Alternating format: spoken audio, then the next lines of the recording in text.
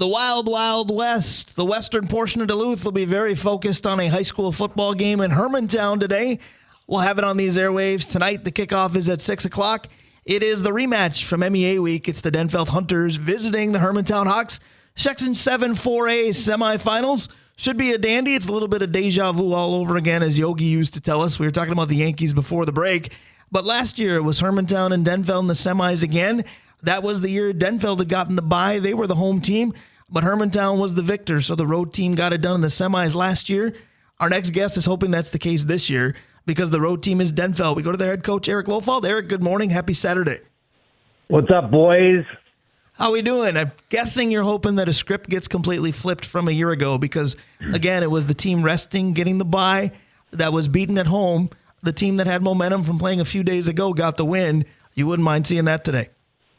Yeah, I think you nailed it there with the word momentum is I think that's what we're hanging that game on against Cloquet is that we have a little bit of momentum now after losing 2 straight, get a win in the playoffs, and then have some momentum. So speaking of momentum, how much of that was focused on in the days between, and there weren't very many, obviously, between a Tuesday night win and a Saturday evening game, but how much of the days gone by here have been focused on finishing games a little bit better? Because you did stumble a little bit towards the end of the regular season, as you mentioned, and then a 28-6 lead became a 28-20 win. I'm guessing you're stressing 48 minutes or more if needed today. Yeah, absolutely. Well, we knew, too. We had opportunities in that first half, I think, to really put the game out of reach. And when you don't do that and you give teams hope, they capitalize, especially a well-coached Cloquet team. I mean, Oj was going to go into halftime and get his team ready. We knew that, and that's exactly what happened. And so, you know, a win's a win in the playoffs, and so I think that's what we came away with, even maybe more than just finishing, because I think we knew we missed some chances. And then when you are playing a short week against a physical football team, you're going to wear down, and that's exactly what happened. Coach, when you have a short week like this and you got an opponent that you're so familiar with because you've played so often and you know your coaching staffs know each other so well, do you spend this time really working on what you, and I don't want you to, I'm not trying to have you give away any game plans, but do you focus more on what they do, or you focus more on trying to perfect what you do? Hey, cleaning up some mistakes that we saw in the first game for sure. And then we just focus on us and just resting, to be honest with you. Not much you can do in a couple of days, really, schematically. You just try to do what you do really well and get your guys rest. I think that's what we needed. And is that idea helped by the fact that you just played Hermantown back during MEA week? It'd be different if you were playing somebody who you hadn't seen since week 2 of the season. Is there a little less to work on? Because obviously you're going to make adjustments. This game won't play out exactly the same. But does it help that, hey, we played this team some 10 days ago? Absolutely. Yeah, absolutely. I mean, it would be completely different if we were, let's say, if you're Duluth East and the majority of your district schedule is against local teams, and then you have to play your section tournament against a team that you haven't played in the regular season. So the fact that we're very familiar with what Greg and Mike want to do up there and how we've defended them in the past definitely helps. And so we've got tape from last year's games and from this year's games that we definitely watched and said, hey, this is what we did against them. We know it works. Can we execute it? Win or go home is usually motivation enough, but you talked about last year's game, and that was a heartbreaker certainly for the Hunters because you're on the move, you're down by, it's a 1-score game, and you're dealing with what could have been viewed as a first down, but was actually a 4th and 1. You get up and clock the ball. There is no 5th and 1 unless you're University of Colorado 1 year. How much of last year is a motivator right now? Yeah, it's a big motivator. I think we've used it all season, to be honest, is how last year ended and how we wanted to get better, but and learn from that. I think that's the carryover from year to year is, as a staff, how do we get better from what happened last year? How do we, convey that to the kids of how to be better situationally, things like that. Absolutely. And I think those are just really great teaching moments as well as we look back and say, hey, a lot of these kids were on that field last year. That's the other thing is a lot of these starters played in that game, so they know what happened last year.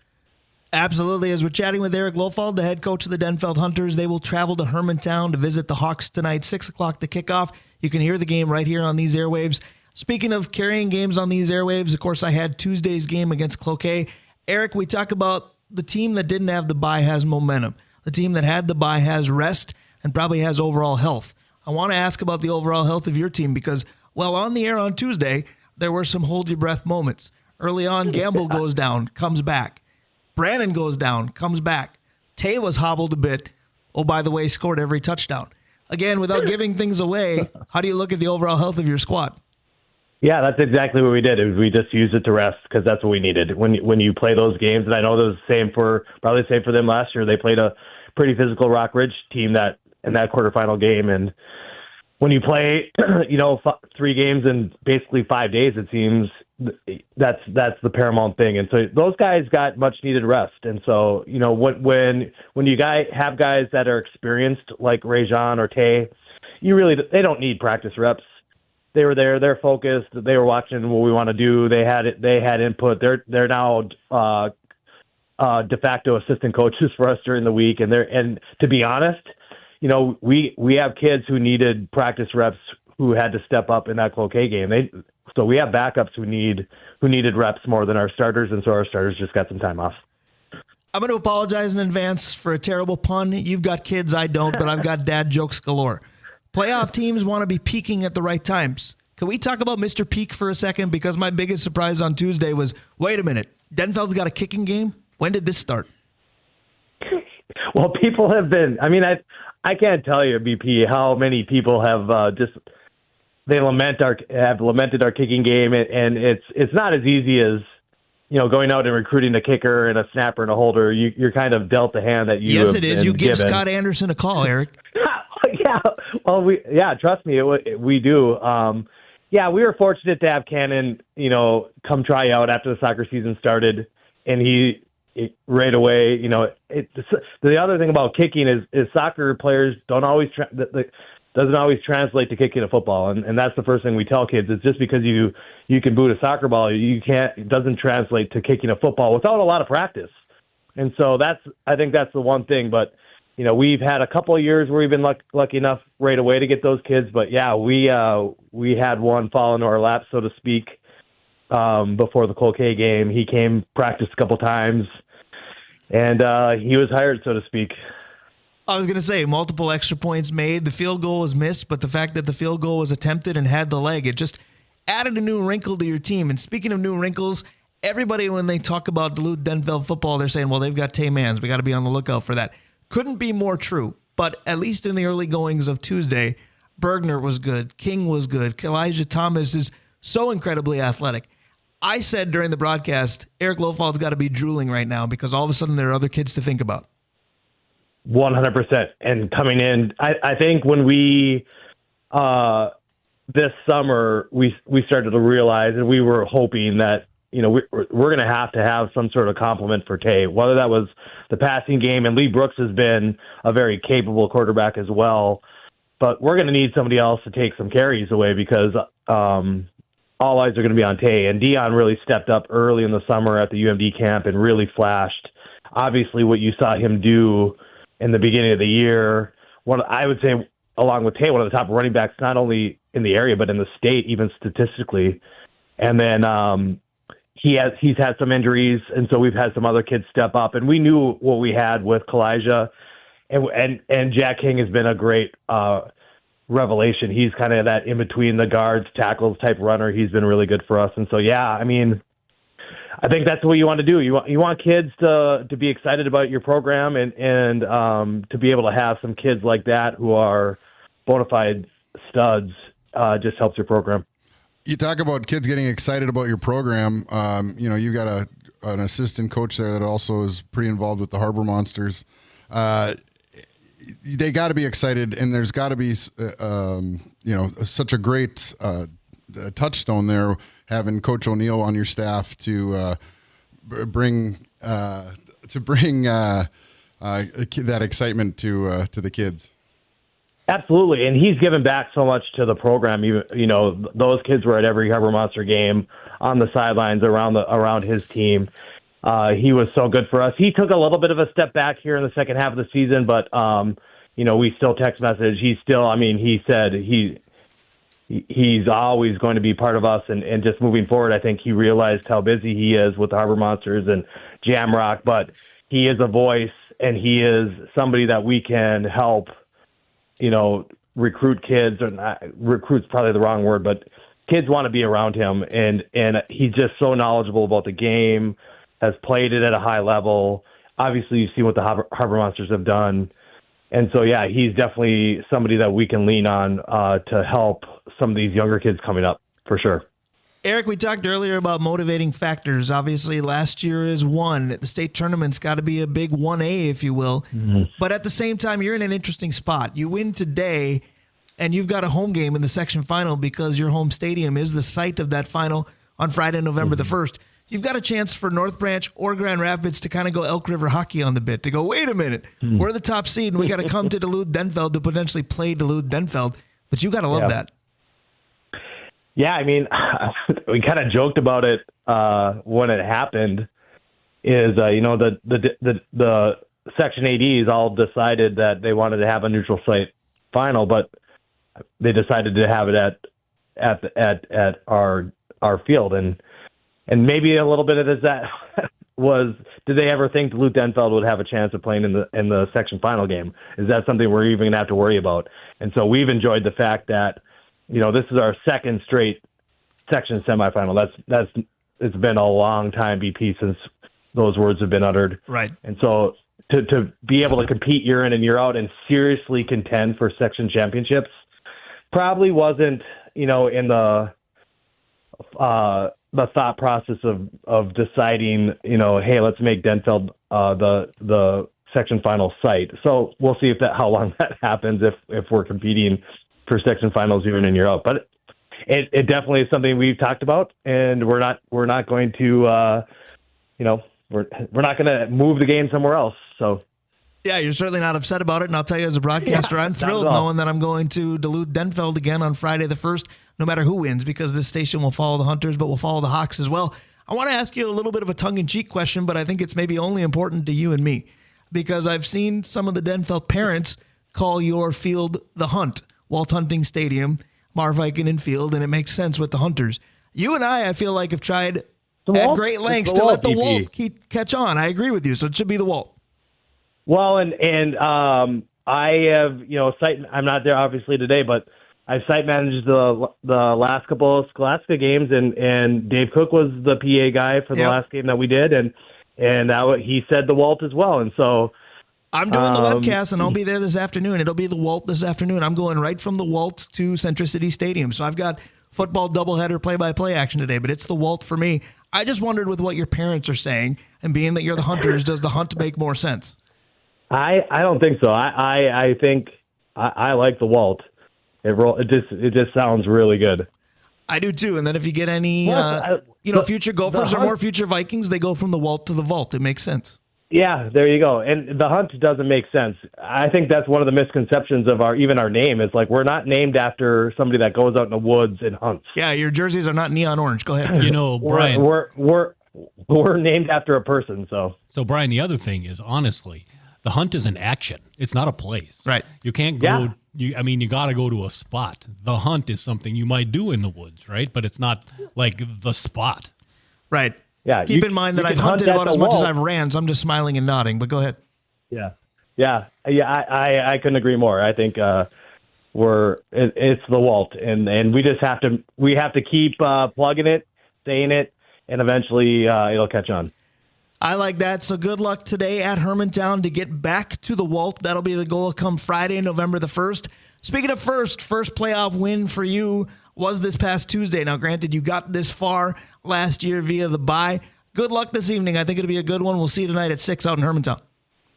Appreciate you guys. Thanks for having me on. Absolutely. That's Denfeld head coach Erik Lofald. His team will take on the Hawks this evening at 6 on these airwaves. The Hermantown coach, Mike Zagelmeyer. He's on deck. He joins us next. Stick around. We'll be right back. Back here on the Northland Sports page, Brian Prudhomme, Dave Cook, Steve Petosha. Big high school football game tonight. Lots of big high school football games all around the state today. Semifinal Saturday for a lot of sections, but locally in 7-4A. It is Duluth Denfeld visiting Hermantown. 6 o'clock the kick. Again, we'll have it for you right here on the Northland Fan. Just talked to Erik Lofald, the head man for the Hunters, Time for the home team perspective with head coach Mike Zagelmeyer. Zags, first of all, good morning. Happy Saturday. Thanks as always for being here.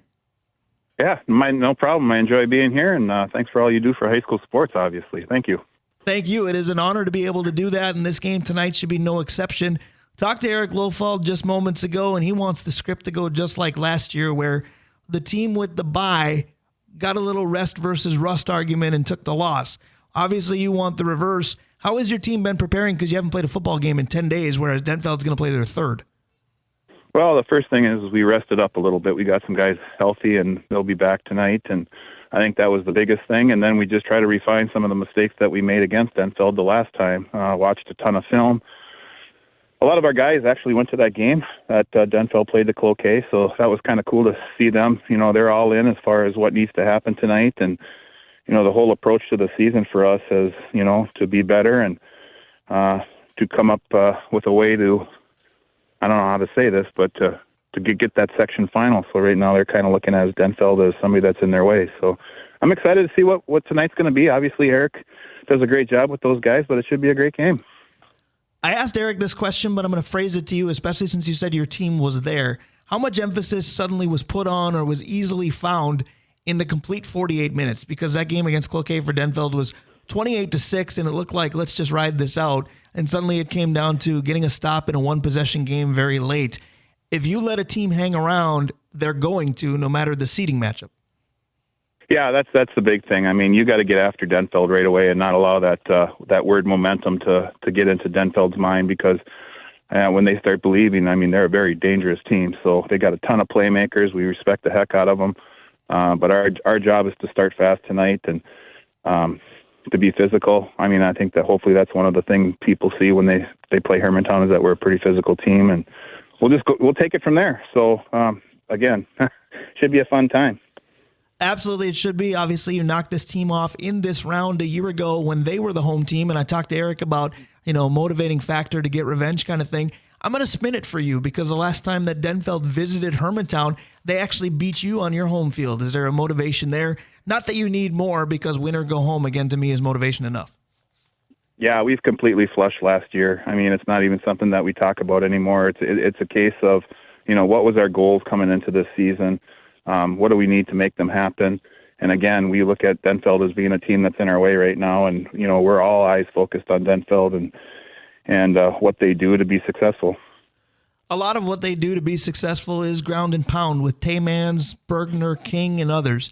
I look at your team, and Dave Cook and I throughout the season have marveled at your balance. Obviously, Mr. Sleen is kind of a coming-of-age back, just a sophomore. Alex Schott, senior signal caller, you guys like to chuck the ball around a little bit. Is your biggest advantage tonight, in your mind, your ability to be balanced offensively? Yeah, I think that you know, Greg does a great job. Coach Aker does a great job of spreading the ball around, and you know, that's why Martin's been really successful, is because, you know, if you load up, we're going to throw it. If you sink into coverage, we're going to try to run it. So that's a big thing, a part of our game plan. And I think for any successful football team, is you want to spread it around as much as you can. And, you know, the fortunate thing is we got a play caller that's really good at that. And then we got some players that, you know, we don't have that Peyton Menzel this year, but we got a lot of guys that are out there that are very functional. And we're very proud of a lot of our guys. So we'll see where we go. A lot of times covering games and talking about games, obviously we talk about the offensive standouts. I just did it with you with Schott and Sleen. Landon Berg, when healthy, is one of them. Grant Johnson has been unbelievable. We talked about with Denfeld, with Mans, with Bergner, with Brooks, what have you. With both of these teams, do you feel the defensive units aren't getting enough credit, because they're pretty solid as well? Oh, for sure. Yeah, that's the big thing with high school football. Everybody wants to see who scored last night and how many points did they get and how many yards did they throw for or run. But, you know, when you talk about Denfeld, you talk about Tay Mann, so it's a case of we got to make sure we stop him. And then also, you know, you take a look at the last game that we had with Denfeld, they got a couple other backs out there that are very functional also. So we can't just, you know, concentrate on Tay, but we've got to be able to go ahead and rally to the football and, get 11 guys to the ball. And if we do that, I like our chances. Coach Brian talked to Coach Lofald a little bit about the kicking game, and he referred to it's tough to in high school sports to find a snapper, a holder, except and a in Hermantown. kicker. They've always had good ones. But you guys don't have that problem up there. How do you guys go about continually having a tremendous kicking game where special teams, when we think about that in high school sports, it's really more punting and kickoff return. No, it's not those extra points and those field goals. How do you guys prioritize that? Well, we kind of prioritize the fact that, somebody wants to seek out pressure a little bit, and Bodie's a strong mental kid when it comes to being able to do that. I mean, obviously when you miss a field goal, all eyes are on you or what have you. And in the past, we've always had guys that wanted to step up and be that guy. So Bodie's been kicking for us since he's a freshman. And so I don't know if people realize this, but he's only a junior right now. So, we got another year of Bodie. And, I think that's, down the road. I mean, he goes to kicking camps. He's somebody that's looking at that as a possibility to make a team at the next level. And, he's very skilled at what he does. But, we kind of stress it coming into the season as far as, hey, who wants to have that pressure and who wants to take it on. And, we've had some guys really step up, whether it's a Couillard or a Kuza or, a Griffin Johnson from years back. We've always had somebody that, wants to take it on. That's very well said, because you took me down memory lane a little bit, because I did marvel at Couillard for a long time as well. So the beat goes on with the Hermantown kicking game. Coach, you mentioned Tay Mans, and anybody who plays Denfeld is going to. He's a very talented runner, but he's had holes to run through that sometimes I think I could. Denfeld's offensive line is very good. Games are won in the trenches. That's as cliche as it comes. How do you feel that your lines match up with Duluth Denfeld in general on both sides? Yeah, I really believe that our front line needs to be able to hold their gap, and our linebackers need to make the tackles. So we're kind of a gap control team.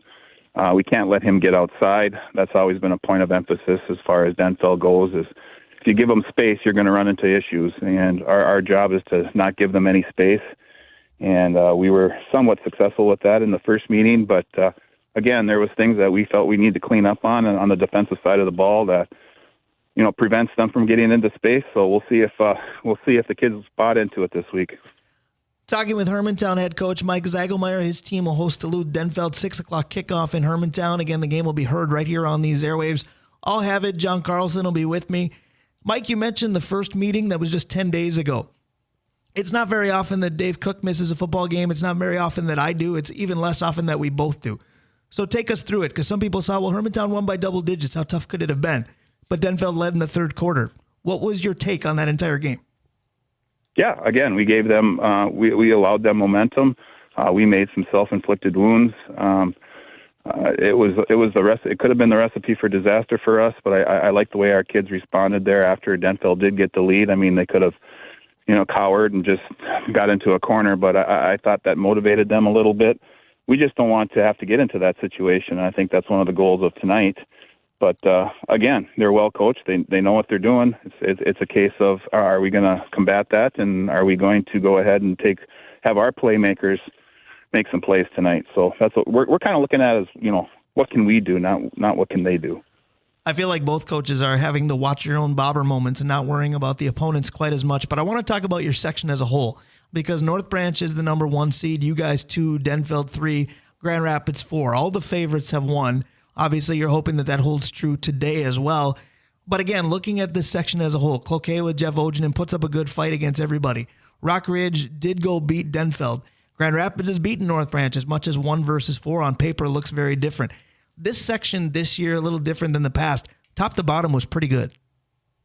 Yeah, I said that going into the year, actually, that we have a ton of teams that could win this thing. And, it's going to come down to who's the most focused with what you're dealing with at the time. I mean, if you get caught looking ahead, and that was something I can remember people talking about week 1. They're already talking about week 8 for a game against Denfeld and Hermantown. That's guilty as 8 charged. Weeks away. And I'm like, well, what are we doing talking about something like that? I mean, we have to play it week by week, and I know it's a cliche, but there's too many teams that you can't be talking about a game that's 8 weeks away. So we tried our best to have our kids. I mean, they lost to North Branch. I believe we played them in week 3. I mean, there's tons of things you can circle on a schedule, but to look 8 games away, that was something that we stressed that is not something we're going to do.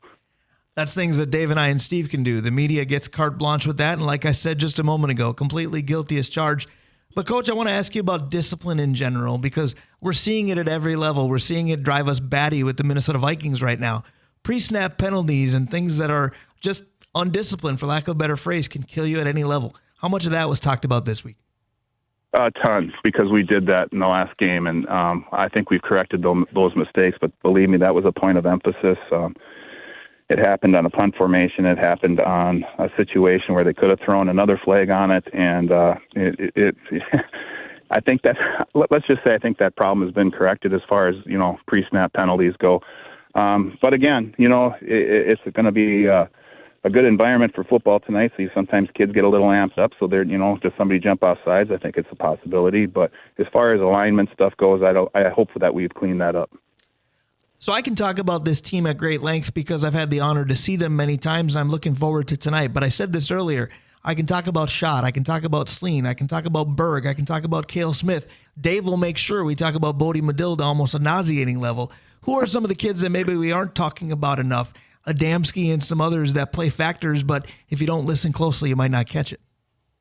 Yeah, that's the part that's a little frustrating, and our guys have been really good about it, is that our offensive line and the defensive line, and you talk about a Mason Humphreys or an Evan Sense or a Don Sandoval Luna, like a LaValle, a McCaffrey. These are the guys that have, Schott's had some time to throw the ball this year. We've had some great holes for Sleen to go ahead and run around in. But it all starts and ends with your line, both offensively and defensively. I talked about, how we need our linebackers to make our plays for us. If our line is in the correct gap, and I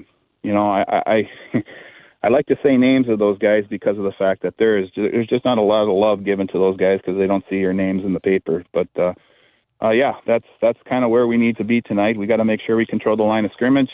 Try to not give them any room to move around, and again, that's our game plan. Coach, I'm going to close with a question that I've never asked anybody in high school football, but I always wanted to. And if you want to deflect it, that's completely fine. But you go back to the opening round on Tuesday. Your team got a bye, so they weren't part of it. But almost every school in the state of Minnesota without a bye is part of said round. And we get some lopsided scores. I don't remember the school, but big deal was made in this area that a team lost 91-0. But then you look at Denfeld Cloquet type games where it was a thriller right down to the very end. There's been some people pining for, well, there's got to be certain qualifications to make the playoffs in football. And then there are the purists that say, we've always let everybody in, let's keep letting everybody in. Where do you fall on that, or is it just something that people like me and the media like to make a story out of something that isn't? Yeah, I think there needs to be some sort of a qualification for it. I don't know what that is. Hopefully we never have to deal with it on the other side of that, but I do believe there has to be some kind of a qualification. Now, Cloquet needed to be where they were. They're playing Denfeld. They're a quality team. They obviously needed to be playing in that game. But, if it's a situation where you take a look at it and some team, has scored 2 touchdowns the entire year, well, then maybe you need to take a look at how smart this whole idea is. So, yeah, I think there should be some qualification. I think Wisconsin has it. At least you need a winning record. Do we look at something like that? I think that's a little bit strict, but of course they play a 9-game schedule too, so they have a little bit more room to deal with, or not enough room to deal with like we do over in Minnesota. So what it is, I don't know. I just don't want to be a part of it as far as us having to deal with that situation. That's fair. No doubt about the two teams that we're going to see tonight are more than qualified to be where they are. Should be a great one in Hermantown. Hawks hosting the Hunters. Zags, always a pleasure to talk to you. Good luck tonight. You know the drill. I'll wave, but if you're all business and don't wave back, I understand. Let's see how it goes tonight. All right, sounds good, Brian. Appreciate you. Talk to you later. No doubt about it. Mike Zagelmeyer, one of the best interviews we've got. Let's follow it up with another great interview every week, the Drawing Line segment. It's Vencie Glenn to close the show. Stick around. We'll be right back. Lots of friends of mine on the show today. Brian Prudhomme here with you. Dave Cook, Steve Patosha here with me as well. Vencie Glenn is right around the corner. Kudos to Erik Lofald and Mike Zagelmeyer as they opened up this hour preparing for their big high school football matchup tonight. Section 7 4A semis. You can hear it all right here on the Northland Fan. We will kick it off at 6 o'clock. Vencie Glenn is with us. Time for the Drawing Line segment. That's courtesy of Arolla Architecture Studio. That's one of our illustrious sponsors. Also Hoops Brewing, ABS Auto Solutions, Stewart's Bike, Sports, and Trophies, Comfort Systems of Duluth, Advantage Emblem and Screen Printing, Kohler Toyota and Kohler Hyundai, Mike Regan at Christensen Group Insurance, Assisted Living Locators, www.assistedlivinglocators.org/Duluth, Krause Heating and Cooling, your Carrier HVAC authorized dealer, Mount Royal Bottle Shop. Go to mountroyalbottleshop.org today and every Saturday. Enter the online promo radio, 10% off all your Hoops products, Ferguson Bath and Kitchen, and the Blackwoods locations. Time to draw some lines with Vencie Unfortunately, the loss column got 2 lines drawn in it for the Minnesota Vikings over the last 5 days. Interested to see who the most blunt Vikings fan we know will say about them. Yeah, no doubt. I think it's going to be fascinating because there's probably a couple of combinations. We talk about all the games in a short period of time. There seems to be some weaknesses that have pointed out, whether the short period of time impacts that because you get exposed even more. It'll be fun to talk to Vencie. So our favorite Viking opinion comes from one of our favorite former Vikings, 2-5 Vencie Glenn. Good morning, sir. How you doing? Good morning, guys. How you doing? Not bad at all. Dave Cook's got a new knee. He's good as new. Oh, that's good. Good. I'm working on my body too, Cookie. I understand, pal. Hey, so the reason why I wanted to make sure I got on a little early today is today's a special day. I've been doing this show for about 3 to 4 years now and love it. But I have no greater honor than to be on this show on my 60th birthday. Oh, so yes. Put it in the books, guys. We love Today's that. my 60th birthday. Happy 60th to you. Happiest of birthdays. Man, you say you're working on your body. I'm guessing you're making 60 look pretty good. I hope I look anywhere close at 46, which is a few months away from me. You're doing pretty well for 60, and I'll tell you what, I hope we get to do this show together for closer to that. We're on 7 years just next week, but if we could do several decades with you, sign me right up. I'm in. Fair enough. Grandfather me in. Absolutely. Happy birthday, Vincent. Yeah, happy That's birthday, awesome. man. That's the best on-air negotiation ever. Happiest of birthdays to you. Thank you. Thank you. So right, 5-0 let's talk became football. 5-2 in 5 days. Tell me why. If you go back to the beginning, I always say start in the beginning. That's how you'll find out how you got to where you are. I talked about it over and over the first few weeks. They're efficient. They get off the field on third down. The offense gets first down. Special teams is playing at a high level. The last 2 games, defense, they went from giving up 15 points a game. The last 2 games, they've given up 30. They've given up over 100 yards the last 2 games rushing. And the last 2 games, teams are throwing for an average of 260 yards. I'm not an analytics guy. But when the little things don't become the bigger things, you have a problem. When you have an aggressive defense, I've been on 2 number 1 defenses while I was in my 10-year career. When you have an aggressive defense, it's imperative you get off the field on third down. Because the longer you stay out there, that's the more plays. And when you're aggressive, you get tired at the end of the game. So the last 2 weeks, the Vikings have played 2 physical football teams that love to run the ball. And that's how good defenses get beat up. When they start slowing down that pass rush and you sending safeties and corners on blitzes and all that, somebody got to cover somebody. So all that has to be very efficient. And over the last 2 games, they have not been efficient. That's very fair. So let me ask you this, because you've been a big fan of it's not about individuals, it's about teams, it's about units, it's about cohesiveness, and I agree. However, I feel like the fans might be grasping at straws a little, but it's been pointed out Blake Cashman hasn't been part of either of these 2 losses, and he's a pretty important linchpin to this defense. Is that just begging for a solution, or is there something to it, or both? You begging. You wasn't begging for them when they were 5-0. Now they 5-2. You're begging. Yep. You see what I mean? You can't win. If you would have started the season and say, "Hey, Vikings will be 5-2 after 7 games and tied with Detroit," you take it because you didn't even have a quarterback. Okay, so now you're in that position. I'd be happy to be 5-2 through 7 games, almost 8 games. You're playing well. 1-2 games is not indicative of the whole season. That tells you there are certain things you got to tighten up if you want to be a playoff caliber team. That's all. All right, Vencie, I pulled the knee off the counter and turned into the microphone so I could visit with you for a second. So right now you're hearing fans talk about, well, we need to bring in a guy to do this, we need to bring in a guy to do that. In your experiences in locker rooms in the NFL, do you ever get to that point where you're like, guys, we're decent, we just need a player or 2, or is that again just fan ball? No, that's fan ball. That's all that's fan ball. And that's why I say you can talk about so many different scenarios in sports and life and everything, but that's not the reality of what's going on. You know, everybody wants to win and they got the greatest, but none of the fans, I love you all, have been out there on that field like that. So you know it's not that easy to just say do this and do that. So the chemistry is there. They got to play a little better. That's all. and they'll be right back to the winning again. Very good football team. Vencie, I got a question. Have you ever been on a team that's brought somebody in at a trade deadline, number one? And number two, is there any if you're a player away and your group brings in a player to hopefully fill that position, isn't there some excitement that goes through a locker room at that point? Or do you feel like they just, if they haven't been there since the beginning, then they don't know the story and they just can't contribute? No, that's a good question. We did it in '89 when I was with the Chargers. We brought in Jim McMahon. Actually, we played the Bears in preseason, and the first half he was on the Bears sideline, and the second half he was on ours, and he rolled back next to me on the plane. And there we traded for him, and it was great to have him. Yeah, we were really happy about that.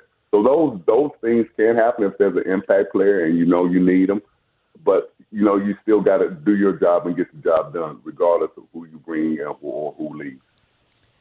Vencie, we talk a lot about complimentary football. When you and I were texting yesterday, you said, I got a surprise for you. The surprise, of course, was your 60th birthday. But I responded with, did you sign because we need secondary help? So the fact is, we're starting to see that some of the veteran secondary members that were available when they were for the Vikings, in my opinion, we're starting to find out why. Is that because some of their weaknesses are being exposed, or is it because the pass rush isn't getting home, which is why I bring up complimentary football? Or is it, again, just a little bit of a combination? Both a combination. But this is a copycat league, guys. Has always been. When a team finds your weaknesses, all the coordinators and everybody in the league gon' stomp on your weaknesses until you learn how to fix it.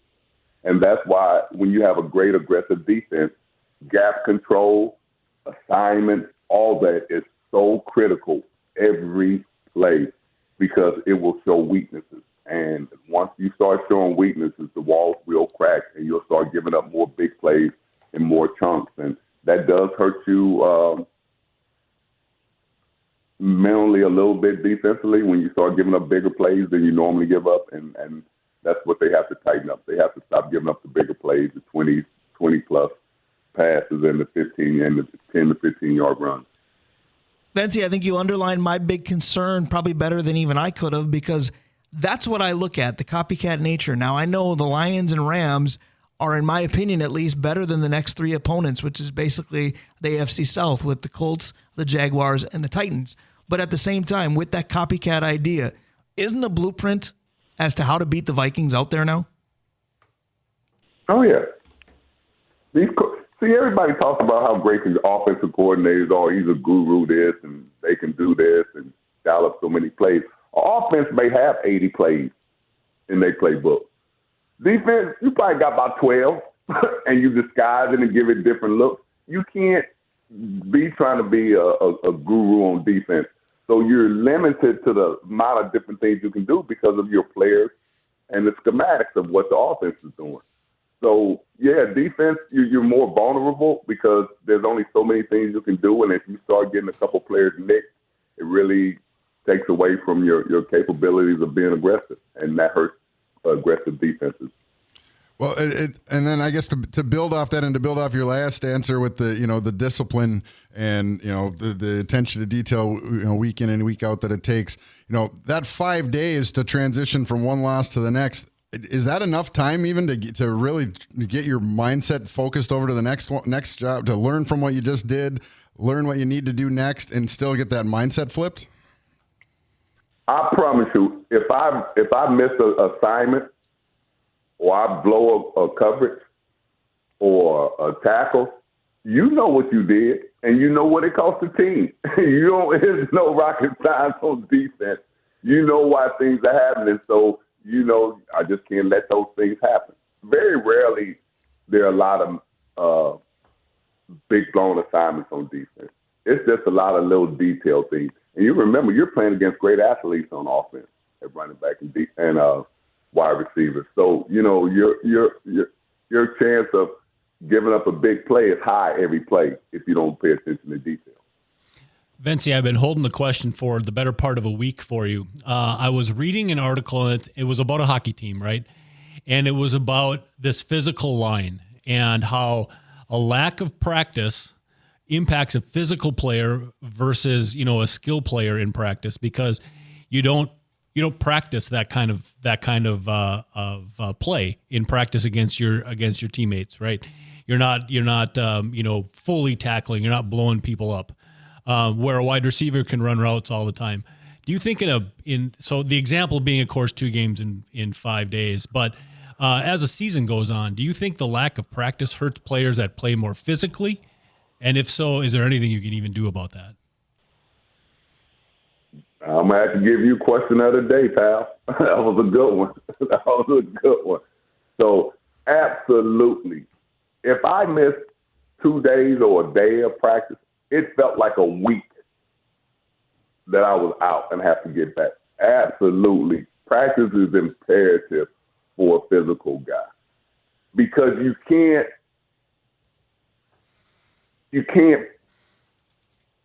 simulate play football. You know what I'm saying? It's just too physical and too fast to try to simulate it in your mind and go through it because it doesn't happen like that.